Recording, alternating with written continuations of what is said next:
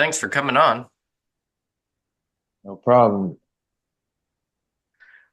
So the reason I reached out is right around the same time that I went to like three different conventions at the same time, and I did really well.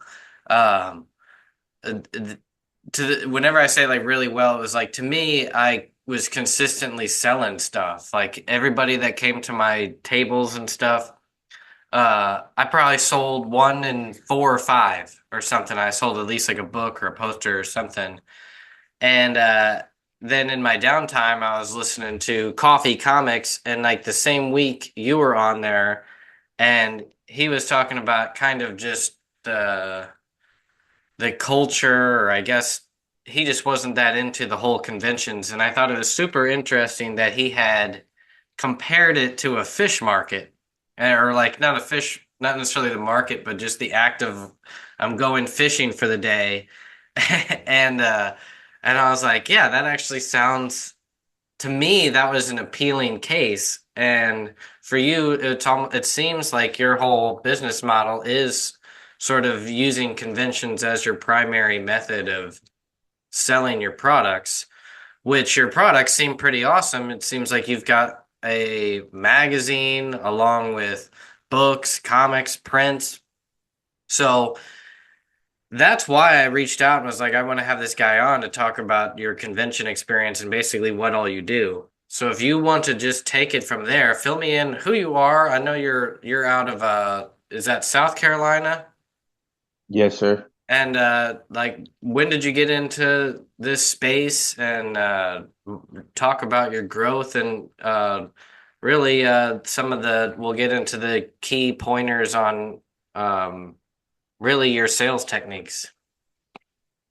My name's Dawson Jones, the creator of the magazine ZOEY'S Xbox. I switched over I really didn't have a defining definition on what I make until I actually started talking to Coffee Comics and decided to go with the MannA moniker for my work because it looks like manga, but it's not from Japan. And I do kind of do things in a comic book fashion because I like the old style of the comic book method.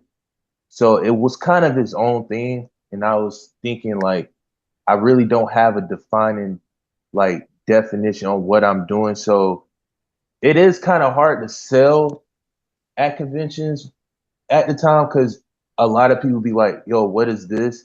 And I just have to go solely based off of what I'm making and don't really have a defining term on what exactly it is. So now I'm going with the term of mana, which I know is I've been hearing a lot of people online about their opinions on it. So at the moment, I'm kind of just going with the flow and like I like the message behind it. I know people have their controversies with coffee, but that has nothing to do with me. I see the inspiration behind what he's doing and understanding like there has to be a standard if you want to progress and actually make this a career. So it was kind of like I see that part in his message. And as far as the space, the indie space, I kind of I wouldn't even say I was kind of in it. I didn't even know it existed. I just knew there was like people who did what I did at like a higher level. And I would try to like when I first started, I tried to submit and try to get involved with this stuff, but you don't hear from people. So I was like, okay, I'm gonna just do my own thing. And then that's when I was thinking on like stuff that I used to do that actually bring you like returns of investment, like the things that most people used to do, and that's going to conventions, meeting people, actually putting things out and just figuring out what you need to do and how you need to operate certain fields. So during like the year before COVID, I just looked up conventions and saw they got applications for like artist alley tables. I didn't even know what that was till I was searching it up. So I did a lot of research, went to my first convention. I just made some copies of whatever I had, like that I felt like was good enough presentation wise. to sell because I tried making my own comics at one point with printing, and I realized like when I printed them, certain pages wouldn't come out clear. Some things would be off the margin. Then that's when I started learning how I need to format my pages to make it where it's less of an issue for the printers to do it and can be more convenient for them without, because the biggest problem a lot of printers, like printing companies, have is people will send stuff without having a general idea on how they need to send it, and it makes their job harder because they have to keep referring back to you and ask you, did you mean for it to be like this, or did you mean for the bleed to be in this margin? So I learned all of that. So I don't really give them a hard time when it came to having to print in the comics. So when I was able to have it look professional enough, I started going to conventions and just ended up selling stuff. And that was like the first time ever that I felt like the work I was putting in, I was getting back something. I wasn't even getting feedback at first in my work, except through like comments on like the free like websites where you could post for free. And most of those were like negative things. So it was like I just took them and was like, okay, I just need to work on this. Or it wouldn't even be critiques. They'll just be like, what the hell is this? Like, this is weird. And I'll just be like, it can be demoralizing when you're doing something that is different and people just find it as like put off and you're not getting nothing back from it. So it's like, all right, I just need to switch to a different lane instead of trying to do things online. Because I still can't figure out the online market. And it's still confusing, but I'm starting to figure out how to go about doing things. And it kind of helped meeting coffee and then meeting the people from Old Sogo and learning like how they do things and like seeing that they're actually put people on and actually putting them in front of people. Because like you found me through coffee. That wouldn't even happen if it was just like me just scurrying around trying to reach out to people who don't reach out to you. So like I said, people will give coffee his like that ask the kids, but it's like at least he does give people the opportunity to reach out to him and he does respond. Oh yeah. I mean, just to jump in on my own opinion of coffee, I've been on coffee. I got discovered by people through coffee. I don't agree with 100% of what he says, or really, it's not even about what he says. It's just he just has a strong opinion and an attitude, and he dedicates 100% of what he does with that angle. And if you are not on board with that, he can come across as insulting and things like that. But if you can look past that, like you said, he actually does a good job of bringing people together and trying to bring forth a dedicated team of people to just bring great products. And the whole MannA aspect, I actually know very little about that. Same with the on, is it on Soul Go? How'd you say that? Yes, sir. Um, But I now that I am getting into you could call it sort of manga publishing aspect of it, there is so much confusion of it because it's like you said, people don't understand. It's like it looks like manga, but the definition of manga is comics that come out of Japan. If we're not coming out of Japan, we have to separate ourselves. At least that's how a lot of us feel. So you don't want to say that we're producing manga if we're not Japanese or working with someone that's from Japan. So what do you call it? Do you just call it comics with an Eastern influence or whatever?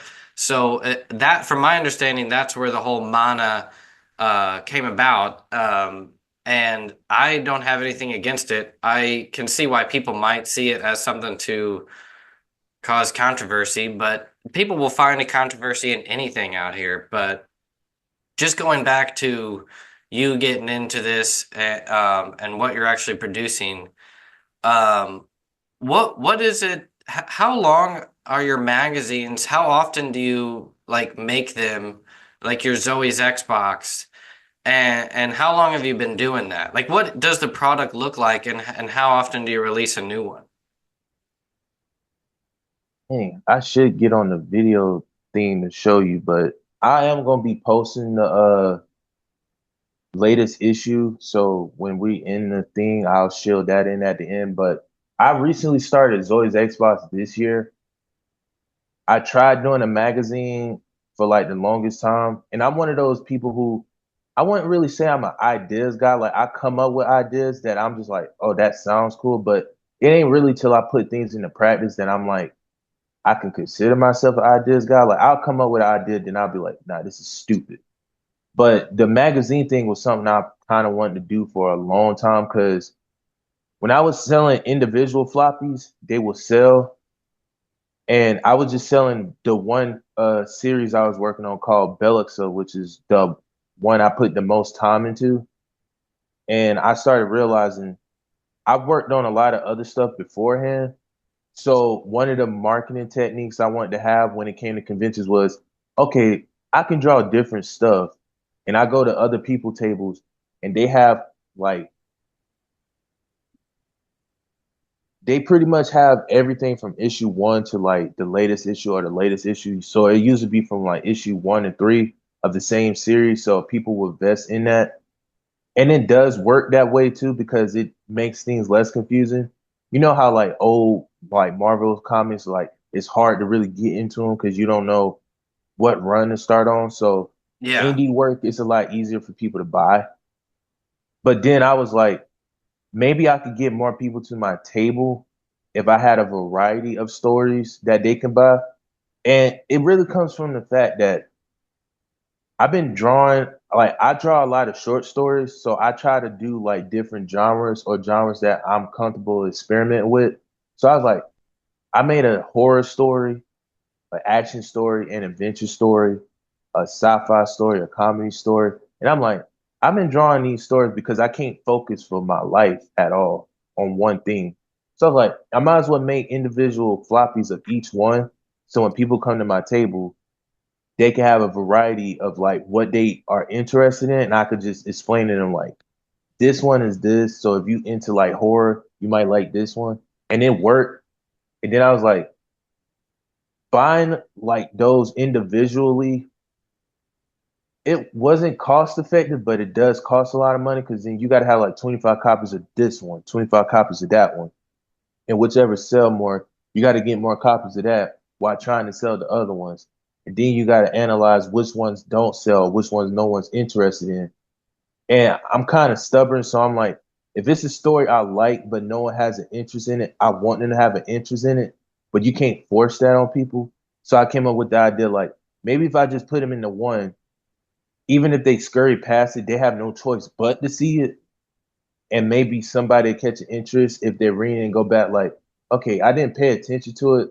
Maybe I should check this out since I bought the whole thing. Because the one factor I learned from selling my work that I was stubborn about when I was younger about like not selling work is if someone buys your product, they're stupid not to read or invest the time into what they bought. So when I come across people who feel like they should get things for free, I'm like, no, sell it.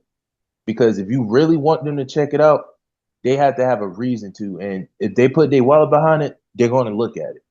And if they don't, hey, whatever. That's a weird way of going about stuff. But it still gives you that factor of like, I bought this. Let me at least see what's all in it, even if I don't have an interest in it. So that was kind of my game plan with the magazine thing, is to get the people to see the works that they probably would skip past. And it kind of didn't work at first, I guess, because I would say the pricing, even though it was like 96 pages for like 15 bucks. I was like, ironically, it was like no one would buy it. So I went back to the floppy thing. But then I really wanted to do the magazine. So I was just talking to my friends and like he's like my editor, and I was just like, yo, I need to find like a sweet spot that people would be worth to put their money towards. And it was like at first I went from 15, then I went down to 5. Then I had a convention and everybody was like, you selling this for 5? That makes no sense. Why are you selling it so cheap? And it's like, give me a break. I'm trying to figure this out. Like, that's the hardest thing about conventions is like, what is your product worth?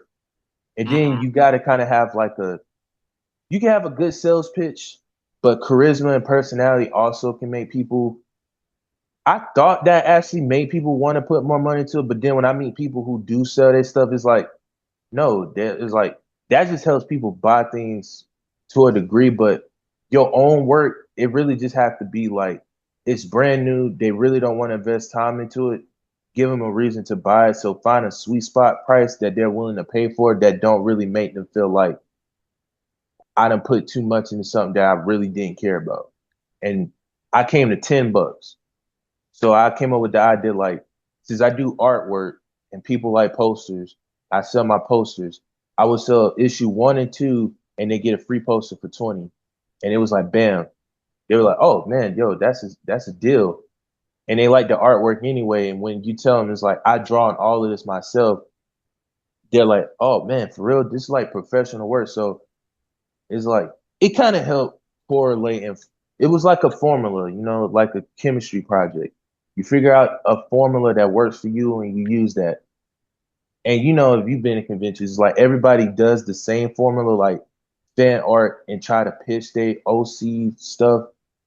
But usually you hear the notion like what they come for is what's gonna be the main draw. So I didn't want to go the fan art route because that's what I'm gonna be known for. And apparently I suck at fan art because even when I tried doing fan art to give away as a prize, most people didn't even know it was fan art. I was like, I had to make them look at it and they were like, oh man, that didn't even look like fan art. So I was like, damn, even I suck at fan art because it looks too original.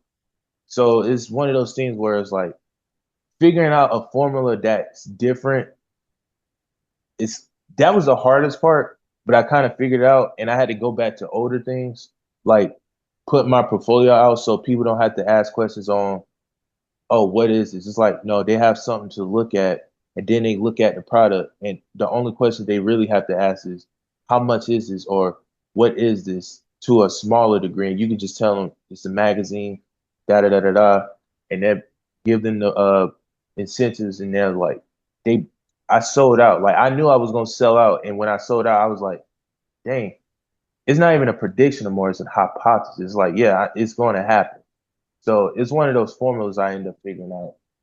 And now with the MannA term, I could use that as another sales pitch. So when I do get back to doing conventions again, when people ask, what is this? I say, it's MannA for young adults. And they be like, MannA. And I could explain to them that and put the enthusiasm in. This is something new with a product that's professional and is inspired by manga.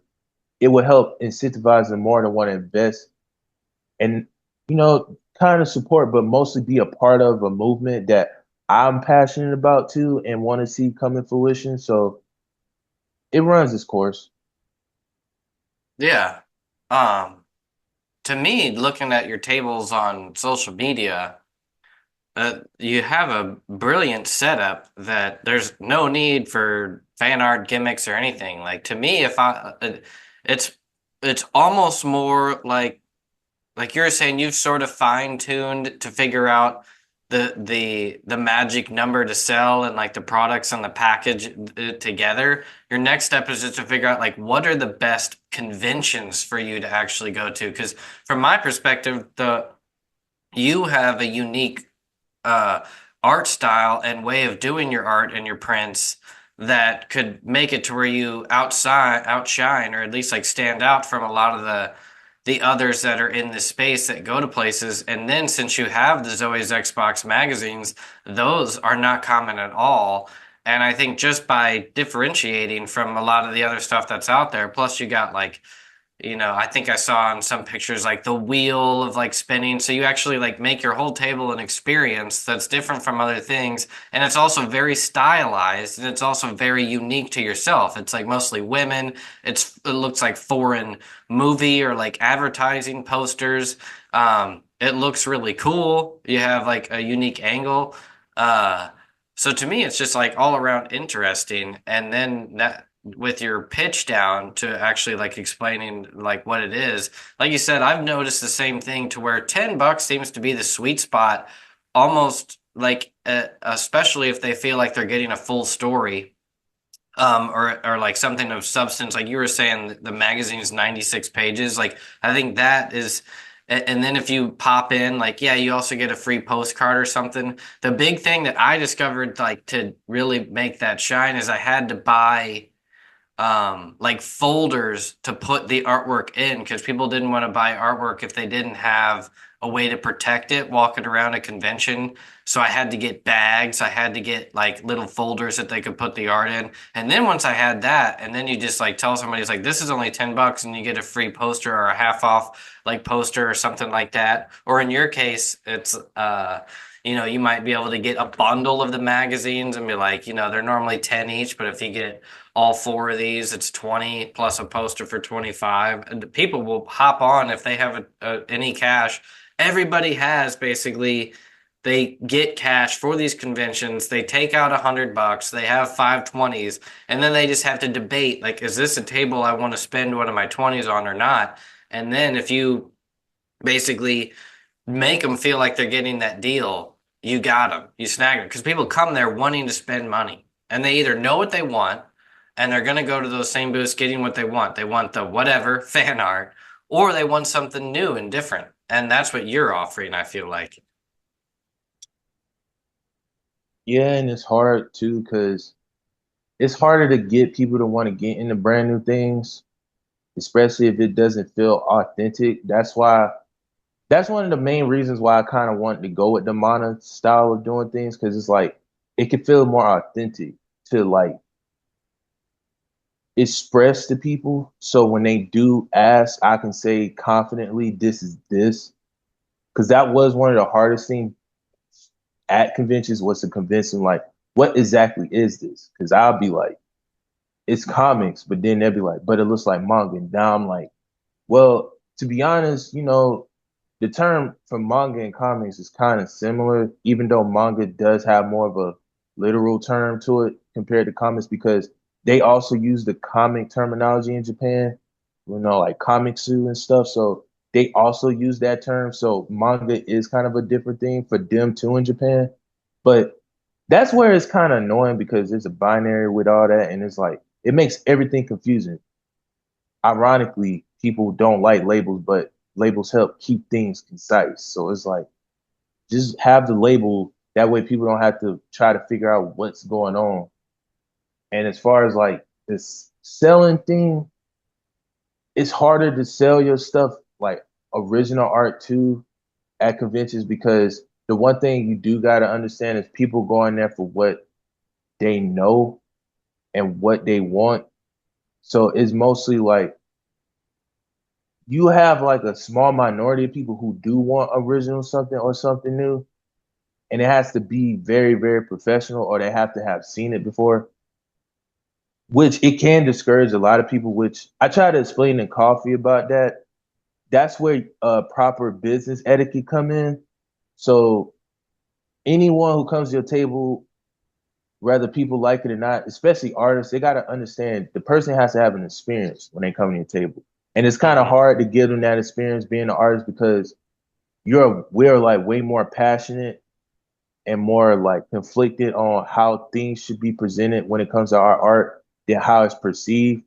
So when someone perceives what we've done a certain way, we'll have a tendency to be like, no, it was this way. But it's like you have to learn to set that aside and realize they're going to perceive it the way they want, whether you like it or not. So proper business etiquette is to understand not necessarily appeal to their needs, but understand their needs in general. And that if they come to your table, realize they might not buy it at that moment. And your job is to convince them that I am here and check out what I have. If you have any questions, let me know.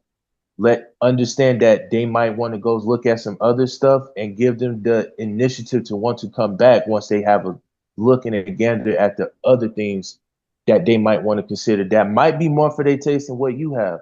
But if you show them proper like respect and understand that they're here to spend their money and that it's not all about you, that usually works. Like usually when you let them know, go look around, you want to come back, let me know. I'm gonna be here. They usually come back and they be like, all right, I went to check around or whatever. And it also helps with the scarcity factor too, and let like showing them like, yeah, I have this amount or whatever too. So this stuff sell out. So that also give them an itch to be like, all right, I want to make sure I can come back as fast as possible. Cause it was kind of sucked because when I sold out, like a couple people who I told them like, yeah, go do whatever, check out whatever, whatever. When they came back as soon as they left, and I'm like, I felt bad because I already just sold it as fast as they left. Like right when they left, I just sold one. So that does help with also getting them to want to like invest later. So you'd be like, yeah, I sold out now, but follow me here. You'll be able to purchase it later on online and stuff like that. And I also do kind of, as far as advice, if I will give other people who watching who want to get into doing this stuff, physical is always better than trying to do digital things. If you're gonna do digital sales, you better off doing it for free, in my opinion. I just don't see it correlating well with digital work because people still have the urge to want to touch something. I think a lot of people let big corporations convince them and then manipulate them into thinking that the average consumer doesn't want anything physical.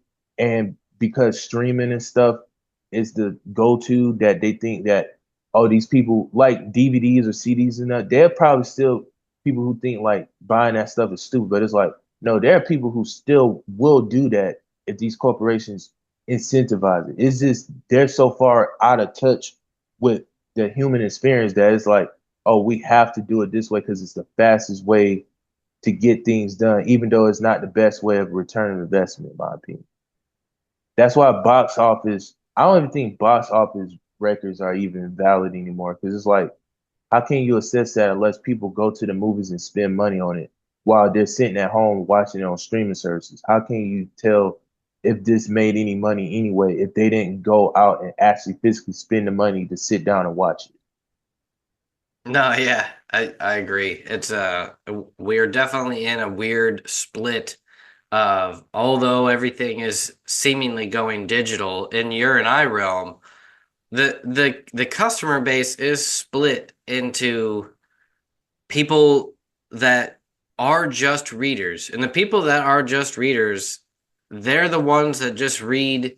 They read so much, they're consuming everything on Webtoon, and they will read digital, they'll read digital comics, they'll read Webtoons, and they're just trying to consume everything. They're super intrigued by story.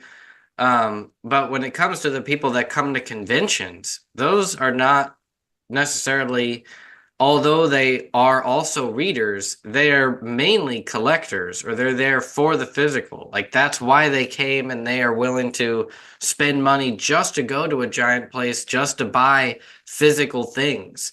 Um, Now they are fans of the storylines of the things they're buying, or at least they're wanting to become fans, like someone like you, to read the story. But what they're really going after is the artwork and the collectability and the fun of having a product like that. Um, so and in the comparison to movies, it's still the same with independent film.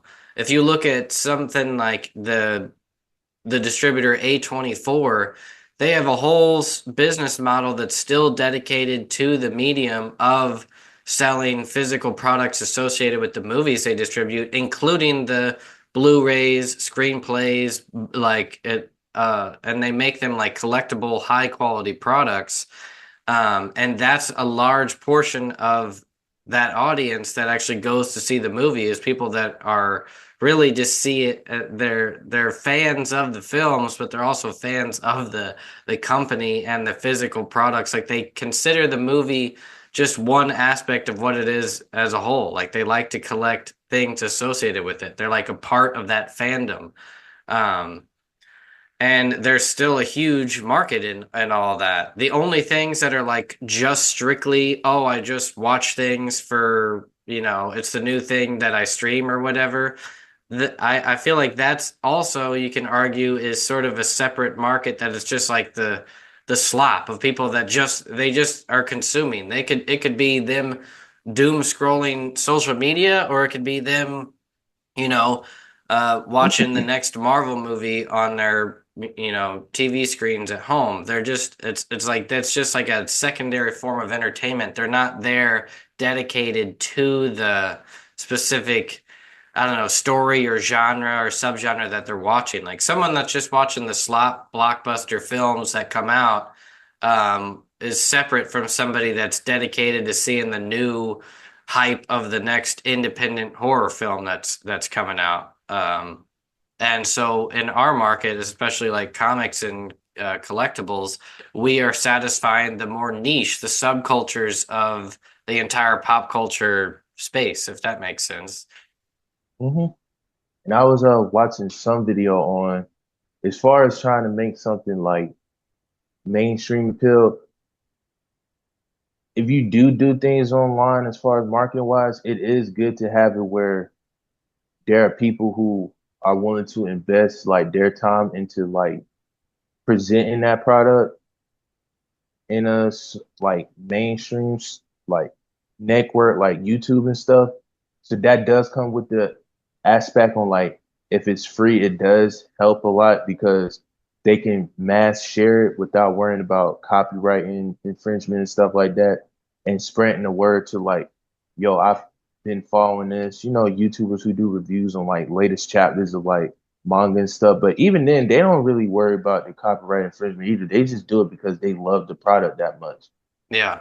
But it's harder for like indie people. I think it's a very difficult thing to get to that stage for indie people because it's like you have to try to get people to actually want to like invest time into it. But I've been coming up with ideas on how to do that as far as marketing online, but more so on the reaching like a channel or a network that's already established and trying to like get them to authentically convey what I'm doing to their audience to help their audience come to like what I do on my platform. So if they see someone that they like have an opinion, an honest opinion, it don't even have to be some because people will still go check something out even if someone doesn't have a very positive opinion on it, but just an authentic opinion enough, it'll bring eyes to what you're doing to help that grow too. That way you don't have to feel like you gotta set up a YouTube channel and try to figure out the algorithm to get to a point where if someone's already there, put your money behind that and try to convince them to be, like how they have sponsorships and stuff, and just as long as it's authentic, because I feel like the authentic part has to be the important part, where it's like you're not scamming their viewers and they're actually being intrigued to an extent to what you got and want to go check it out. I think that can work as far as online marketing goes. I haven't tried it yet, but I plan on trying it. But as far as like the, groundwork when it comes to conventions, my whole thing I'll try to tell people they want to do that is figure out what you want to be known for. If you want to be known for your own work, you have to push that. And I could give tips and tricks on that, which is like have a portfolio, have something that is presentable. Because a lot of people, like a lot of us would like to say, like, as long as the story is good. I've been hearing this a lot lately. As long as the story is good, people will get into it.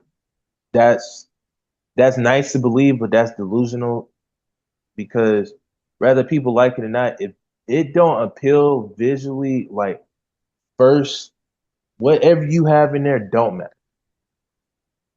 Yeah. That's like a harsh truth too that a lot of people don't want to expect because a lot of people wonder like even I've had those insecurities where people walk by my table and you'll be like, is this even presentable enough? Because I'll look at it and I'll be like, this is something people stop by. But then again, it ain't that deep.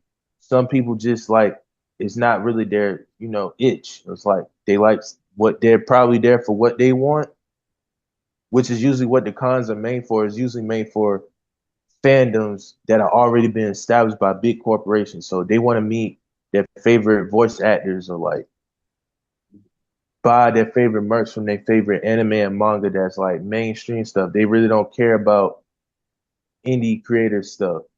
I Yeah. think there should be a way more. My problem with conventions though is that there's not an incentive to actually separate creator owned stuff from the mainstream stuff to have it where it can be clear to those who come to these events because yeah, they'll have an artist alley, but they'll also have vendors in the same room. So it makes it hard for people to want to even invest in creative works because, yo, I just bought this from the vendors who was like right across from you. I came here for that. you were in here with them. I don't even. I'll have people who be like, I don't even have the money because I already spent it on that. It would Yeah, be a lot better if they had like separate rooms where it's like, if people want to see creator owned stuff, it's specifically for this room here. So people can at least, and then they don't even promote it that well either on their channels, which is annoying. So it's like, have a separate room for creators. So when people have their money, they can budget on, I want to have this for this and this and that because I know these sections of the like event is or the venue has that. So when they see a creator space, they be like, all right, this is just fully creators, no vendors in there selling other people working or selling like ripped off, priced up version like products of stuff that they could get online cheaper. I'm going in here to see who got something that I might want to invest in. And then I think that help a lot more with creators and stuff too. And then there need to be more of an incentive to have like conventions just for creators by creators. So they need to get to that point too, where like people who do create work have a convention just for creator work. So people who are fans of those creators go there to support other creators instead of worrying about like their favorite voice actor or something is there. That's why I'm going. It's like, no, I'm going because my favorite YouTuber brought on creators that they like, and I want to support them too to show that I'm a part of something. yeah, I've actually, yeah, 100% agree with you there. As far as comic cons or comic conventions, even if you're not talking about the big Reed Pop, New York Comic Con, San Diego Comic Con, even if you're talking about just local city, what they might call the comic convention, those are almost, I wouldn't say they're the worst or whatever, but they are not the best when it comes to you or I trying to sell our products. Because there are other conventions that I think you would do crush at, and I have noticed this, and it's things that are dedicated to like small press publishers or specifically anime, manga, indie comic conventions, or specifically genre conventions, things that are like horror only, or in your case, possibly like sci-fi fantasy conventions or the people that are into retro or foreign or even like film festivals and things like that. Because there's other places that are other markets that they are actually looking for more things dedicated to what you may be doing. And in your case, I see, the people that own businesses that they're trying to be unique and they're trying to find artwork to put on their walls, or they're trying to find magazines to put on the tables at their hostel or whatever. There's other things where you might actually be, a good example is music festivals and things like that, where that's where people are actually looking for more alternative stuff. Whenever you go to a Comic Con, like you said, the people already have their money dedicated to certain things that they're going whenever they go there. Um, and it's almost a bit harder of a sell. Like you still will get a lot of people that will go down the artist alleys and they have certain things dedicated to just specific indie creators, but that's less than 5% probably of all the people that came to that Comic Con. However, if you go to a um, anime and or horror convention, then all of a sudden people are more dedicated to find. They're like wanting to find independent creators, and they're wanting to support the local artists. They're wanting to buy artwork for their houses. They're wanting to buy magazines and comics for their coffee table or for their grandkids or whatever. And it's not so much. They're actually more of a browser that's willing to that they're there really just to support locals and have some artwork on their walls. And but that brings me back to sort of close out at talking about your table. First, when I saw on some of those pictures, like all of your artwork, which I'm assuming the posters and the actual artwork, the wall artwork, is associated with the stories you're telling. So I'm assuming those are creators that are in your short stories. Am I right? Or Yeah, the characters? characters. Yeah, characters, not Yeah. creators. Sorry. No, no, Um, you good. and then, so what do the barcodes or the QR codes that you have, where do those link to? Uh, IG. Oh, okay. They link to your Instagram. Yeah, man, I'm stubborn. I kept avoiding trying to do business cards. Like my mom would be like, "Do business cards," and it's ironic. I do not listen, man. But like, there's like one guy, man. His name Graham. Shouts out to him. His artwork is so dope, and it's weird because I found his table at the convention I had in Virginia, and I was like, "Bro, what the hell is this?" That's what gave me the idea to do my portfolio thing again because I was like, "Bro." Like I was able to look through his stuff and I was just like, man, this is great. And then I saw he had business cards and I was like, he ain't here right now. We just setting up. Let me grab this shit and come back. So I was like, okay, maybe business cards ain't that stupid. So I came back to his table and saw. I was like, yeah, man, I grabbed one of your business cards because I had to come back. I didn't really grab it because I wanted to follow. I just grabbed it because I want to remind myself, like, yo, I just went to this table. Let me remind myself by grabbing this now. But yeah, yeah, it's fun like that. people want physical things for free, and business cards are a great thing for that. If a business card or a postcard that has like your artwork and then on the back it just says your website, your Instagram, or like your portfolio, that's done wonders for me as far as getting people on my email list and things like that. Because there's a lot of people that they talk to so many tables, they forget things, and then when they get home and they open up their bag, they just pour everything out, and then that's when they bring back the business card, and then you've got to stand out with your business card. It's got to be like, oh yeah, that guy. So another thing you can do with business cards is you can actually, I have the back that's blank, and that's where I'll like sign or say something specifically for them. Where I'll say, oh, you know what, like that's where I'll write like my personal email or personal phone number or something if they're truly local. Um, and like the front may just have my the main website or something like that. But a lot of people will be like, I want to talk to you directly or something, and I'll be like, yeah, email me. And I'll write on the back of the business card, and then they'll remember, like, oh, this is something I need to take action. Um, and then that helps further the relationship along. And but the other thing I wanted to ask you about is you make your magazines look really good. How do you go about printing? Like, do you do that through a local printer? Um, and I'm assuming you do all the layout and design yourself with the barcodes and all that. So how do you actually physically make the product, and how much does it cost you to make those? The actual Zoe's Xbox magazines. I use Clip Studio Paint to do the design work. And as far as like how I go about trying to do the designs and the layouts, I'm a huge fan of Shonen Jump, especially like the Japanese versions. So I bought some of those and just looked at how they do their layouts and stuff. Then there was like some other like manga magazines I bought, and I kind of like how they lay out their stuff. So I kind of get a lot of inspiration from the way Japanese people make their magazines and like why people love reading in Japan so much. And it's as simple as this is just cool as hell to hold a Shonen Jump magazine, like an OG one. Even the ones back in when I was a kid, like the American ones we had, it was just cool as hell to be able to hold it. And I then when know, you yeah, look I have inside, quite a few of them. And they had cards inside and all kinds of stuff.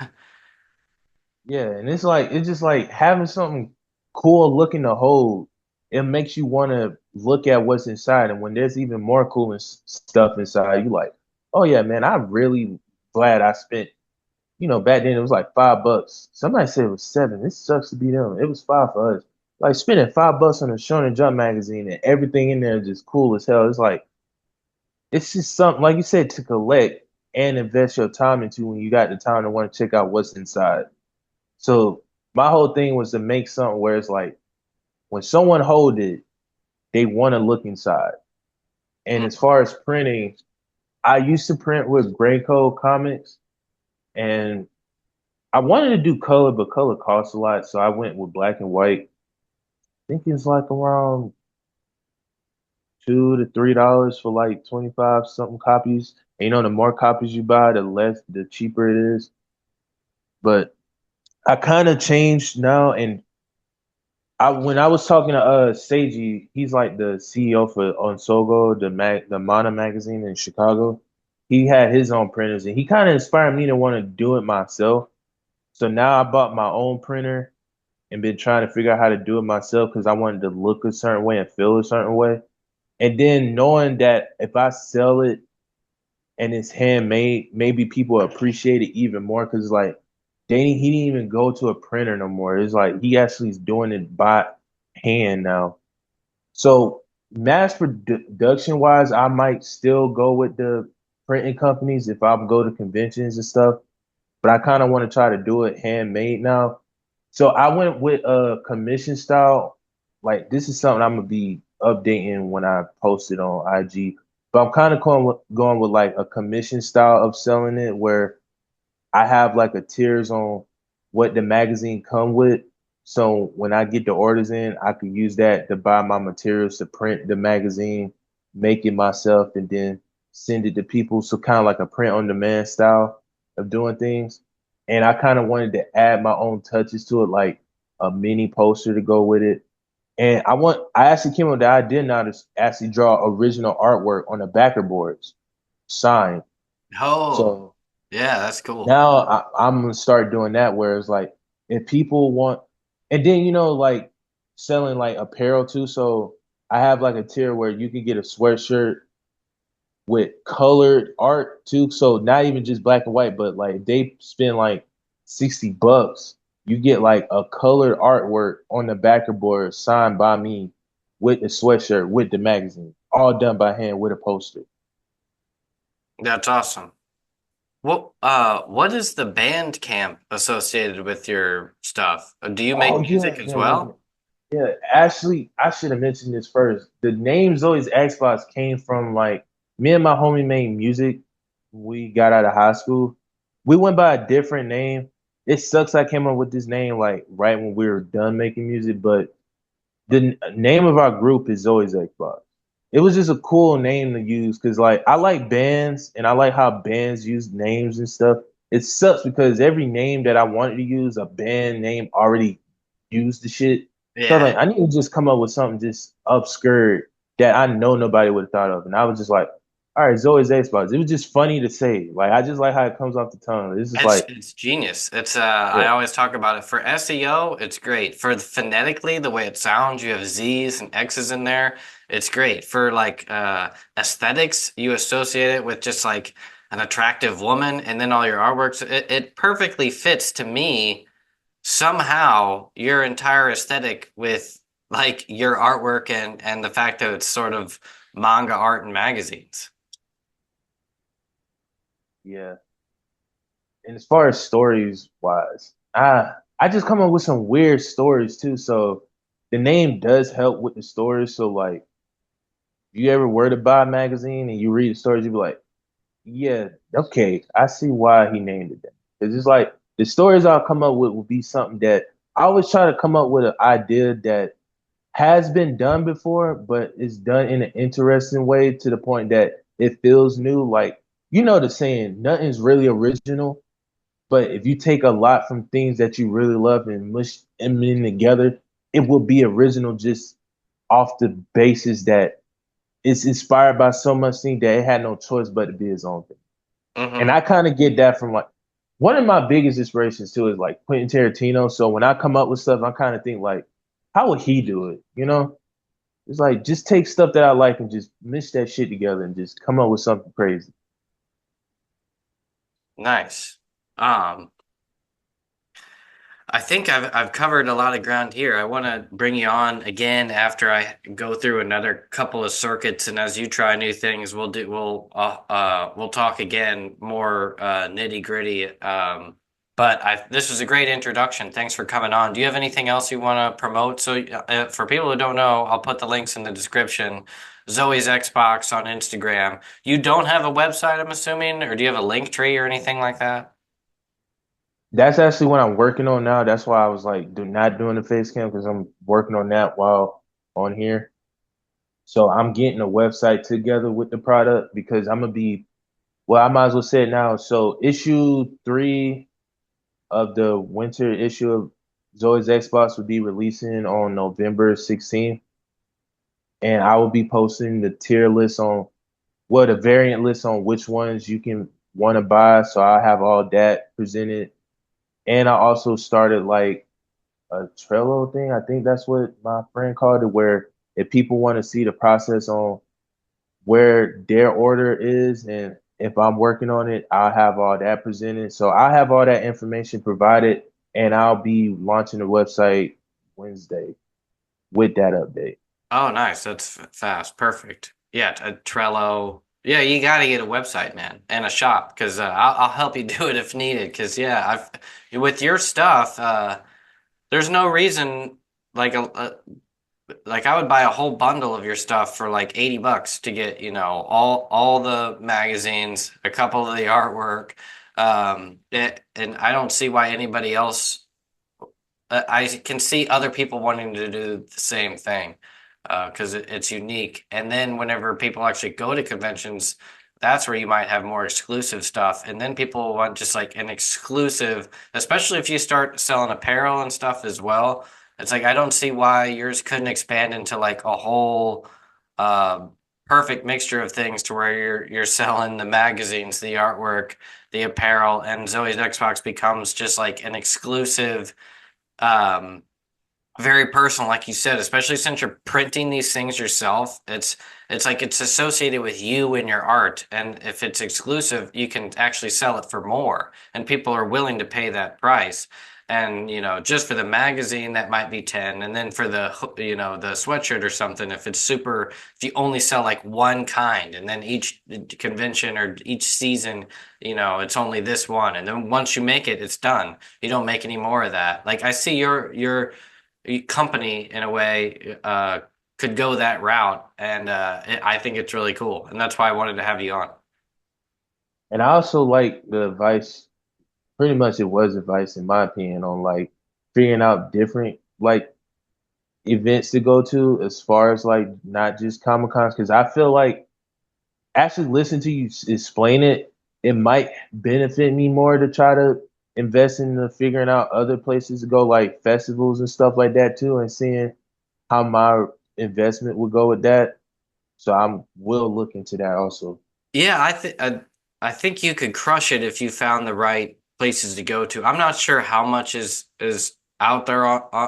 I'm sure there's plenty. Like Charleston is like historic, and I'm sure that they have like markets and stuff like that. I'm not exactly sure. They might even have like horror conventions in Virginia, like you're saying that there's something that I feel like you would match perfectly, and it's not Comic Cons. I think that uh but just figuring out exactly what that is, like for sure the small press publisher stuff, there are small press expos, and specifically like people that make